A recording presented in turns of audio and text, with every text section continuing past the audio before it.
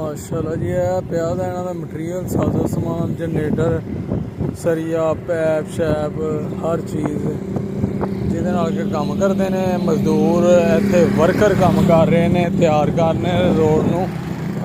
ते अगे आओ जनाब तुहानूं विखाने जिस तरह के रोड तैयार हो रहा है माशाल्लाह पहले पा दिंदे ने जनाब घेरी जही फिर वो रोड बन रहा जिथे पीसी पै गई है वो बहाने तुहानूं लो अल्हम्दुलिल्लाह जनाब विच पैप वो रखते ने विच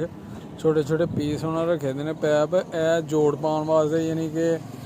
जॉइंट करते हैं जोड़ा हिस्सा बन गया होंगे उन्होंने तो अगले जोड़न वास्ते ने उन्होंने पैप रख के फिर विच सरिया रखना मोटा सरिया। हाँ जी ले आंदे ने पट्ठे किनवा लद्दा ते अज मंडी नहीं गए।